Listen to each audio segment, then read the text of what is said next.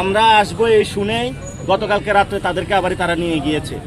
এখন আমরা তো সকল সীমান্তে বিভিন্ন জায়গায় যাব, মিছিল নিয়ে যাব, আর তারা নিয়ে যাবে। তারা এখানে প্রবেশ করালো কিভাবে, সেটাও তো সরকারের কাছে প্রশ্ন।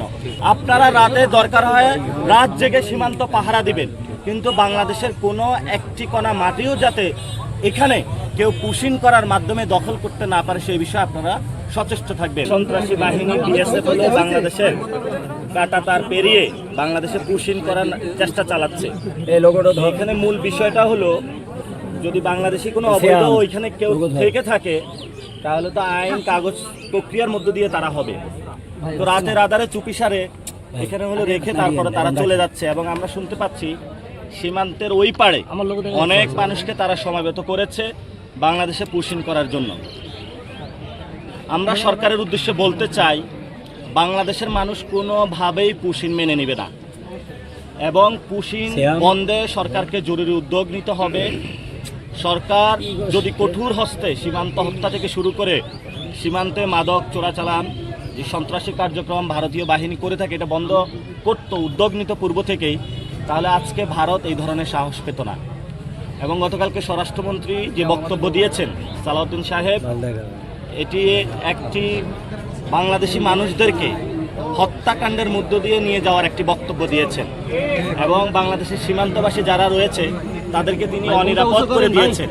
এই জন্য ওনার এই বক্তব্যটা প্রত্যাহার করতে হবে, এবং সাথে সাথে বাংলাদেশে কোনোভাবে যাতে পুশিং ভারত করতে না পারে সেই বিষয়ে সরকার পদক্ষেপ নিতে হবে।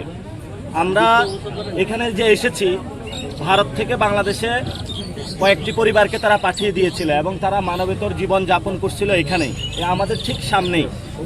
আমরা আসবো এই শুনেই গতকালকে রাত্রে তাদেরকে আবারই তারা নিয়ে গিয়েছে। এখন আমরা তো সকল সীমান্তে বিভিন্ন জায়গায় যাব, মিছিল নিয়ে যাব, আর তারা নিয়ে যাবে। তারা এখানে প্রবেশ করালো কিভাবে, সেটাও তো সরকারের কাছে প্রশ্ন। সেখানে সরকার পতাকা বৈঠক করেছে, সেখানে কোনো ফ্রুটফুল সলিউশন আসে নাই। তাহলে সরকারের যে ফরেন পলিসি এবং স্বরাষ্ট্র যে নীতি আছে, সেটা আজকে বাংলাদেশের মানুষের সামনে স্পষ্ট হয়েছে যে এটা ভঙ্গুর একটা নীতি, যেটা বাংলাদেশের নাগরিকদের নিরাপদ করতে পারছে না। তো যেখানেই সীমান্ত হত্যা হবে, সীমান্তবাসীর সামনে ইনশাল্লাহ আমরা আছি। আপনারা ঐক্যবদ্ধভাবে বিজিবির সাথে থাকেন। যদি কেউ রাতের আধারেও হোক পুশিং করার চেষ্টা চালায়, গ্রামবাসী মিলে আপনারা এটা প্রতিরোধ করবেন, বিজিবিকে খবর দিবেন, পুলিশকে খবর দিবেন। আপনারা রাতে দরকার হয় রাত জেগে সীমান্ত পাহারা দিবেন, কিন্তু বাংলাদেশের কোনো একটি কণা মাটিও যাতে এখানে কেউ পুশিং করার মাধ্যমে দখল করতে না পারে সেই বিষয়ে আপনারা সচেষ্ট থাকবেন। আমি পুরো বাংলাদেশের নাগরিকদেরকে আহ্বান জানাবো, দল মত নির্বিশেষে কে কোন দল করেন ভাই, আপনার দল রাখেন। এটা খুবই বড় ধরনের বাংলাদেশের সার্বভৌমত্বের ক্রাইসিস। দলাদলি ভাই বাদ দেন, আপনারা আপনাদের কাছে আল্লাহর রাস্তে মাফ চাই। সীমান্ত ইস্যুটা বড় একটি ইস্যু, এখানে পুশিং চলতেছে।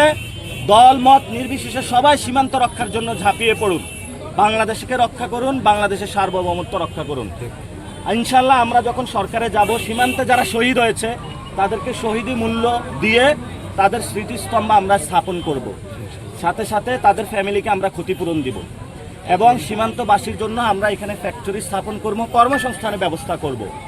আমাদের গভর্নমেন্টের ইনশাল্লাহ ভবিষ্যতে প্রায়োরিটি থাকবে সীমান্ত এলাকায় স্কুল নির্মাণ, সীমান্ত এলাকায় হসপিটাল নির্মাণ, সীমান্ত এলাকায় কর্মসংস্থান তৈরি করা, সীমান্তের যে বাহিনী আছে এটাকে শক্তিশালী করে বিশ্ববাসীকে জানান দেওয়া।